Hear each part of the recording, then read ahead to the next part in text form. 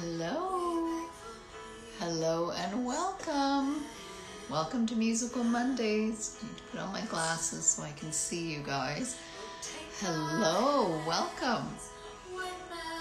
Nice to see you all. You're all getting a sneak peek of a single I'm releasing in November. I just got a mix back, so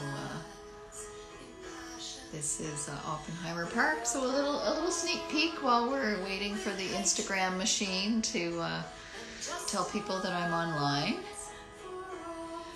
Oh, hey, great Anna, it's great to have you join. Good luck with the recording. That's exciting.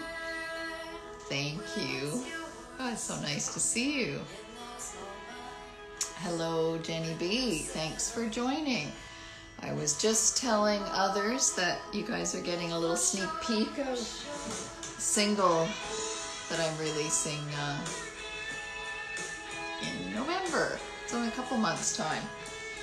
So I just got a mix back. So I'm just doing a little live listening. Yeah, I hope you're all doing well. Thanks for joining. So tonight, and I'll just let this run for a few more seconds. Oh, thanks, Anna. Amazing. Thank you. That's quite the compliment. You know, it's an older song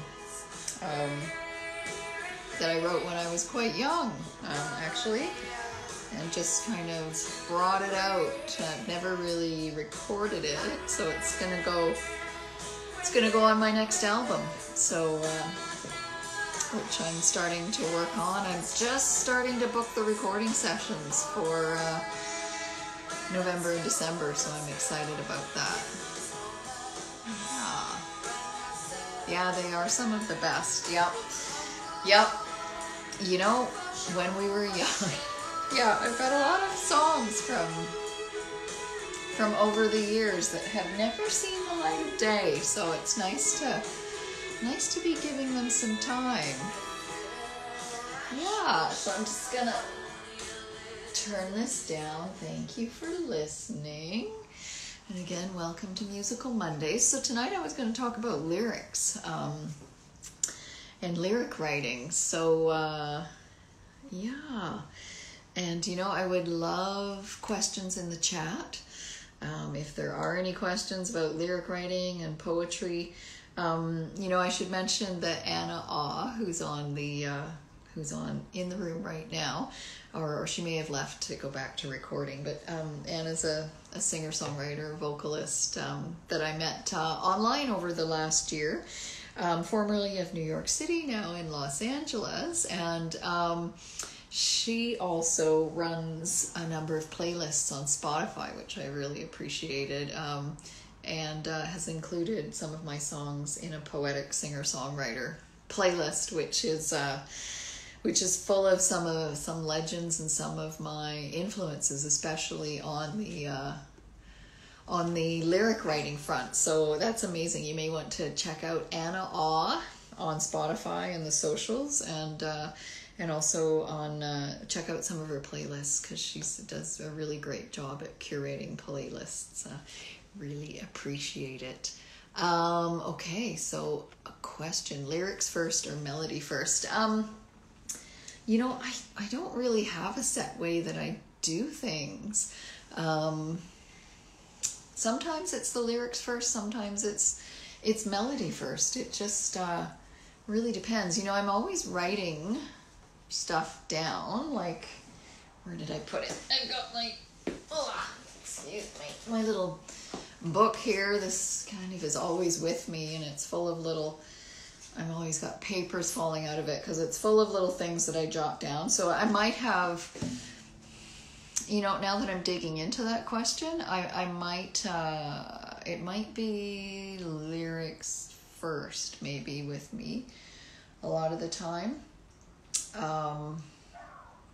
Because I usually start with an idea or a theme I want to explore in a song, and go from there and start writing something. Having said that, on my most recent album, there were a few songs that started with music, so starting with a chord progression or even a chord, like the single that I just released, Where the Rivers Meet. I always wanted to write a song with C sharp minor in it, so that song came to be because of C sharp minor. It just had the right feel for it. Of course, the words kind of came as well, but yeah, so that was actually the chord that really got that song going. You are welcome. You sometimes write dummy melodies. Yeah, that's a great thing to do, and plug in the words. Yeah, you know, it's funny when I write. Let me show you some examples. So sometimes I might have like an idea for a verse, a particular verse or something, and I'm looking for an example. I might have a few words on the go or some lines on the go, and I tend to do this. Looking for a more recent example where I number the lines. So I have a sense of, here we go. Here's an example of when I was working on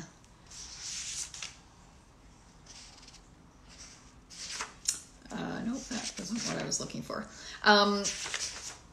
You know, so I often have a line. Here we go. So this is from Coda, which was also off of my last album.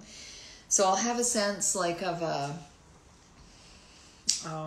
say a verse where I start writing, and this is kind of funny. I need to be more technical. So you can see the numbers on the sides there by the lyrics. So I started writing that verse and realized, okay, there's 4 main lines that I want, so I kind of then will write the rest of the lines in 4s. So here, let me give you an example. So Coda goes something like this.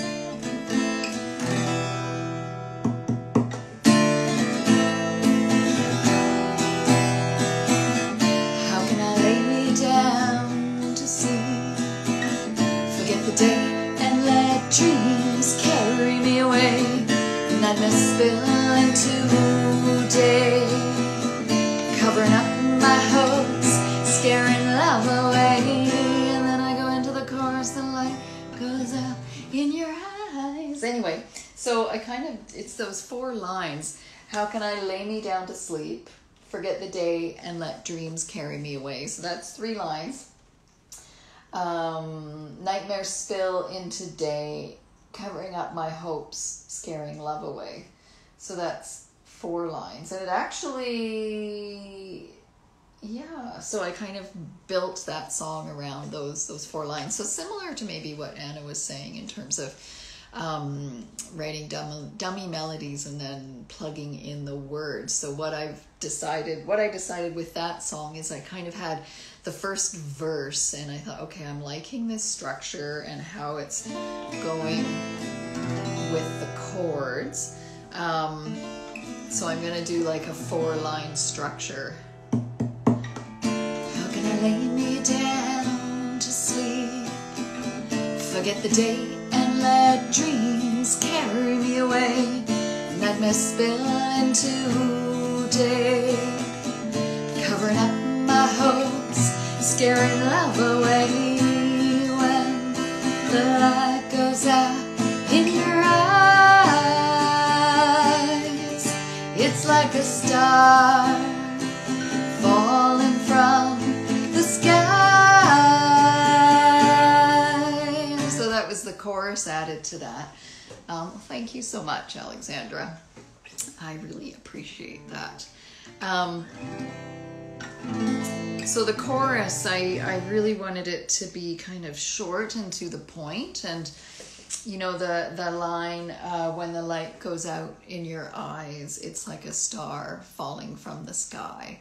Those are the chorus lines that are repeated through the whole song. And that actually, that little rhyme and those two lines kind of came to me while I was walking down the street one day in Vancouver, down Main Street, where I used to live in Vancouver, and I was just thinking about, I think I'd just gotten off the bus, and this was pre-pandemic, of course, and I was on a crowded bus on my way home from work, and I was surrounded by people. I stuffed onto this bus, and we were all, I can't do it because I'm looking into my phone, but we were all like this on our phones, and I started to think about, like what is the impact of that when we're like so focused on this device that draws energy and drains energy, and not just in the moment, but if we think about how those devices are made and the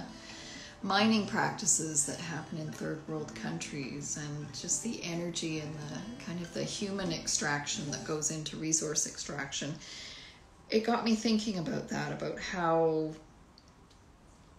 about energy and what takes our energy and what draws our light from us. So that's kind of how that came about. Poetry first, then add the music. Sometimes, Tracy, that's the way I do it sometimes, but not always. And Alexandra's saying, I agree, much easier for me to put lyrics and start singing them.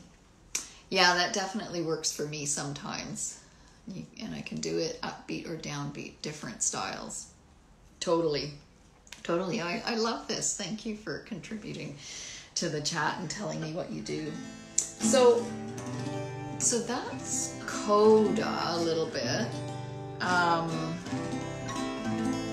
So for those of you who are, maybe listen to my music a little bit, were there songs that you wanted to ask me about in terms of the lyrics? Because I could pick another couple of them, but let me know if there's a song you'd like to hear about. When the light goes out in your eyes. And that's my drummer, Tony. That's his favorite. I think that's his favorite line of mine. He always says, Kelly, that's such a beautiful line. When the light goes out in your eyes, it's like a star falling from the sky.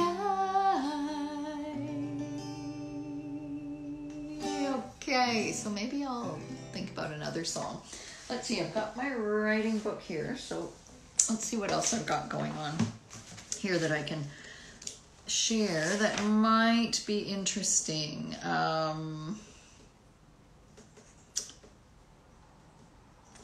Yeah, okay, so here's where the rivers meet. So this is my yes, I can definitely recite Vanishing of Bees. I will do that in a moment. Thanks for asking, Alexandra. So here's where the rivers meet. So this was when I was writing it, and this is the current single and video I have out. So this is my working copy. I don't know how well you can see that, but you can see I've done that numbering system again where I'm kind of writing the verses. So I've decided that I have, it looks like 5 lines per verse, and I've gone through that way. And then my finalized version over here that goes through the verse and chorus structure. So yeah, and this one, if you can see at the top, I've got some notes. It has a working title. Then it was Peak Indifference.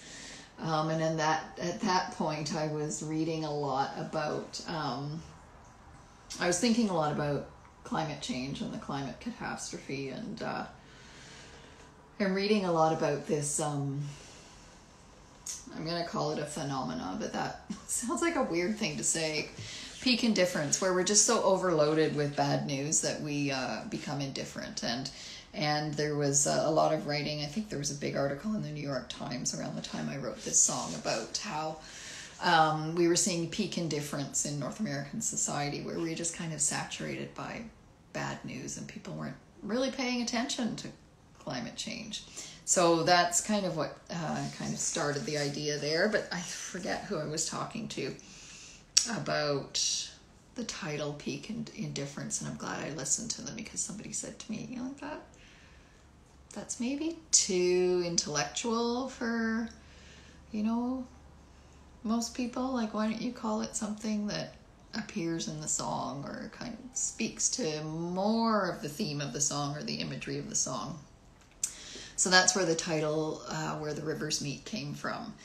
And I have to say that Peak Indifference does appear in the song in verse 3. Verse 3 goes, it's like the good book said, one day we're all gonna wind up dead. I'm numb, my indifference has peaked. It's the last big mistake we ever make. So, kind of a little bit about the title of the song and how that came about. And I've talked about that C-sharp minor chord. Yes, there's a little bit about where the rivers meet. So Alexandra had asked about Vanishing of Bees. Oh, it's really loud electric guitar coming from somewhere nearby. I don't know if it's someone in the park playing, but I don't know if you guys can hear that. So Vanishing of Bees. Let me go back to when I wrote Vanishing of Bees. A ways back. There's Compassion Machine. Here we go. Yeah, so Vanishing of Bees. Can I recite? Yes, I can. Here we go. Vanishing of Bees. A child in love with the trees. Gentle giants swaying above me. This verdant world set me free. I made for the trees, fell down to my knees when I realized what I could see. The vanishing of bees, the vanishing of bees. This is the song I'll write for my whole life, the sound of bees in flight. It's a horrible sound, a silence so loud, how can this be? The vanishing of bees, the vanishing of bees. We've been so lost, such a terrible cost. Love can set us free. Take a moment to breathe, lie down in the leaves, believe in what you see. The vanishing of bees, the vanishing of bees. It's not too late to make this right. It will be soon. We still got time to make this right. Hurry, don't wait. Still got time to turn this round, but not too much. Sweet bumblebee, don't say goodnight. There you go. Thanks for the hearts. Yeah, so this one, again, it kind of came out, there was something about the title, Vanishing of Bees. I think I had the title first. You're welcome. Before I actually wrote the rest of the song. And I realized later after I'd written the song that there's actually a movie on Netflix. I think it's called The Vanishing of Bees. But in any case, I didn't know that until after I wrote the song. So I wanted to use the title Vanishing of Bees. And initially it was The Vanishing of Bees, but I took the off the title at some point. And I wanted to make this song convey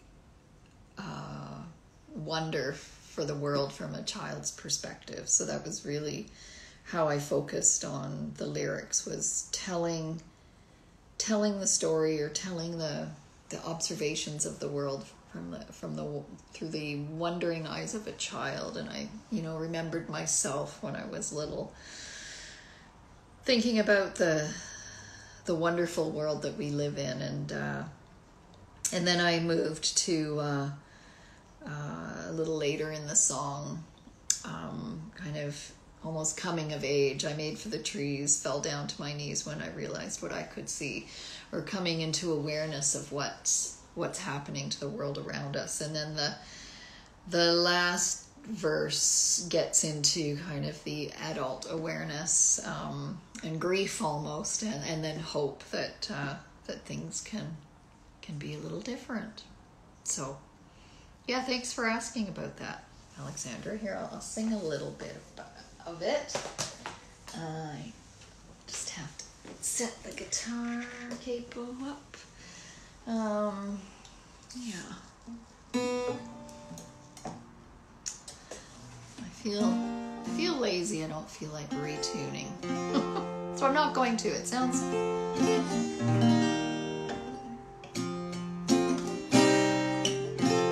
pretty good.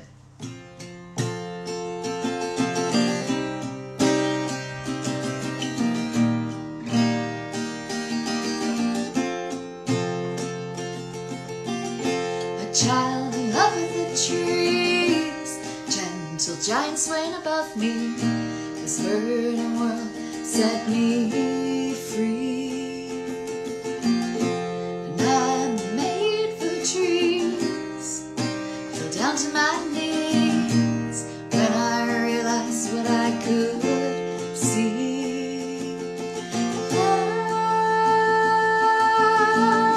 Vanishing of these,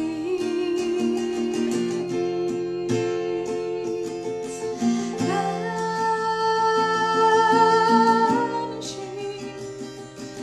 of these.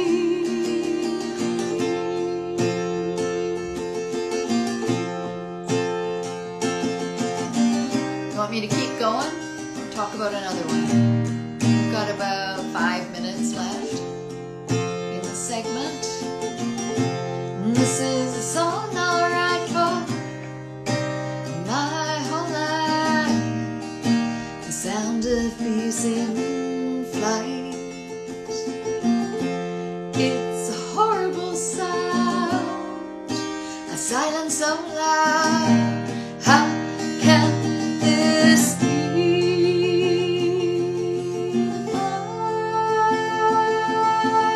Vanishing of these, vanishing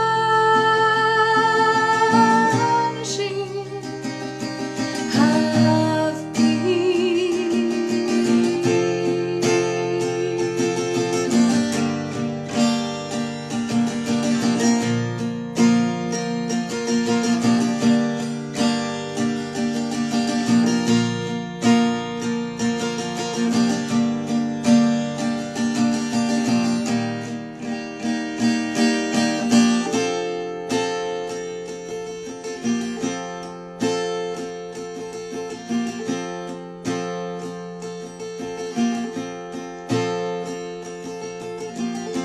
we've been so lost, such a terrible cost.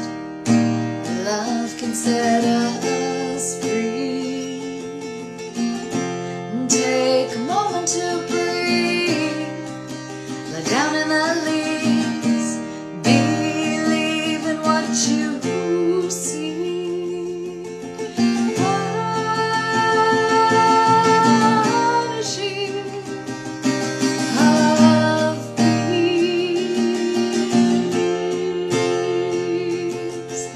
vanishing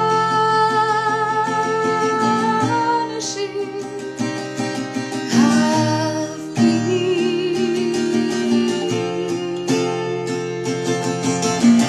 It's not too late to make this right. It will be soon. Still got time to make it right. Hurry, don't wait. Still got time to turn this round, but not too much. I hope we can get it. Sweet bumblebee, don't say goodnight.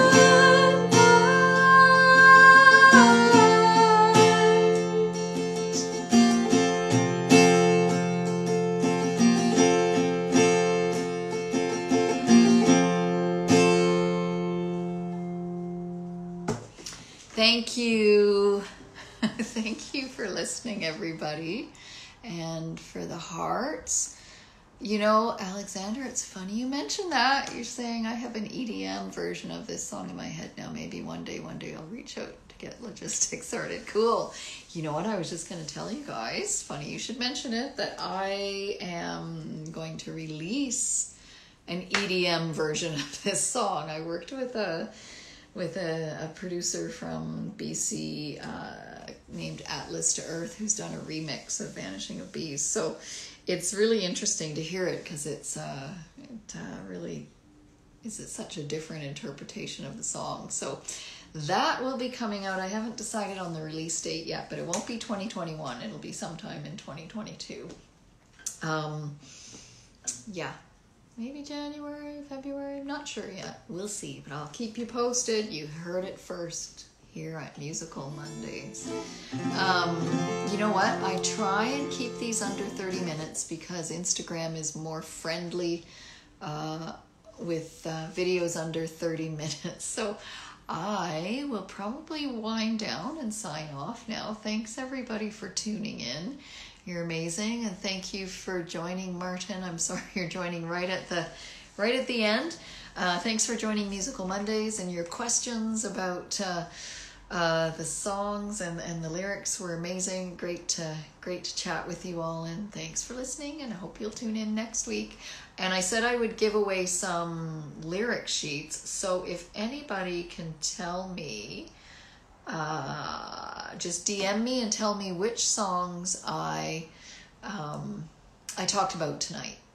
And if you're interested in a lyric sheet, I will send you one. So just DM me on Instagram and tell me which songs I talked about tonight. All right, take care, everybody. Thanks for tuning in. Mwah. See you next week. Bye.